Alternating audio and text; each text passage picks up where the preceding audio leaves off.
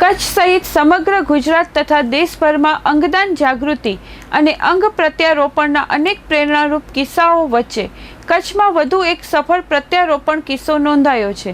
કચ્છના એક નાનકડા દીકરાને કિડનીનું સફળ પ્રત્યારોપણ થતાં તે હવે સ્વસ્થ જીવન જીવી રહ્યો છે। આ કિસ્સો અન્ય દર્દીઓ માટે પ્રેરણારૂપ બની રહ્યો છે।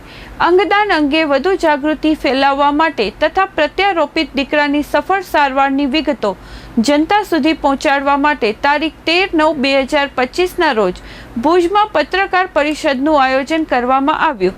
આ પત્રકાર પરિષદમાં અંગદાન પ્રણેતા શ્રી દિલીપભાઈ દેશમુખ તેમજ કિડની પ્રત્યારોપણ કરાવનાર દીકરાની ઉપસ્થિત રહ્યા હતા। શ્રી દેશમુખે જણાવ્યું કે સમાજમાં અંગદાન અંગે સકારાત્મક દ્રષ્ટિકોણ વિકસે તો અનેક જીવનો બચાવી શકાય છે। તેમણે લોકોને અંગદાન માટે આગળ આવવાની અપીલ કરી। આવો કિસ્સો કચ્છ સહિત સમગ્ર રાજ્યમાં અંગદાન પ્રત્યે નવી જાગૃતિ પેદા કરશે અને પ્રત્યારોપણની જરૂરિયાત ધરાવતા દર્દીઓને નવી આશા આપશે। દિલીપભાઈ દેશમુખે ચંચળ ન્યૂઝ સાથે વાત કરી હતી। હું છેલ્લા 5 વર્ષથી ઓર્ગન ડોનેશનની વાત કરું છું। ઓર્ગન ડોનેશન થાય એનું મીડિયાના માધ્યમથી તો લોકોને જાણકારી મળે છે, પણ ઓર્ગન મળે છે કોને એ પણ મહત્ત્વની વાત છે। અને ઓર્ગન મળ્યા પછી એમનું જીવન કેવું છે, કારણ ડોનેશન કોઈ મળે તો ડોનેશનનો લાભ થાય છે કે નહીં। તો મોટી ખખર ગામના કનૈયા દેવાંગભાઈ ગઢવી એમને 21 મે 2025ના દિવસે ટ્રાન્સપ્લાન્ટ થયું છે। એ બાળકને જન્મજાત જ એક કિડની હતી અને સમય જતાં એક કિડની પણ ફેલ થઈ ગઈ હતી 2023માં। 2023થી એમને અત્યાર સુધી ડાયાલિસિસ ચાલતું હતું। 250થી વધારે વાર એમનું ડાયાલિસિસ થયું છે। અને ડાયાલિસિસ એટલે મોટી કાકરનો વતની છે, એટલે મોટી કાકરથી ભુજ આવવું જવું એટલે લગભગ 60 કિલોમીટર જેટલું અંતર થાય। એ આવવા જવાનો 120 કિલોમીટરના એનો 250 કરતાં વધારે વાર ધક્કા થયા છે। આ બધા ધક્કા એના માતા પિતાના બચે અને એનું ભણવાનું રમવાનું બધું જ બંધ થઈ ગયું હતું।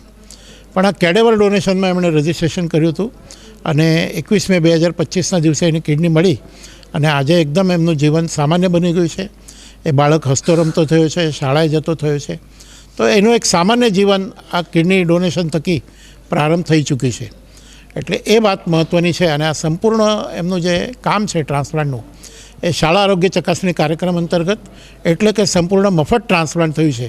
આવા કોઈપણ બાળકોને જો કિડનીની તકલીફ હોય તો આ પ્રકારે જો ટ્રીટમેન્ટ લેશે તો ટૂંક સમયમાં એ સ્વસ્થ થઈ જશે એની ગેરંટી છે।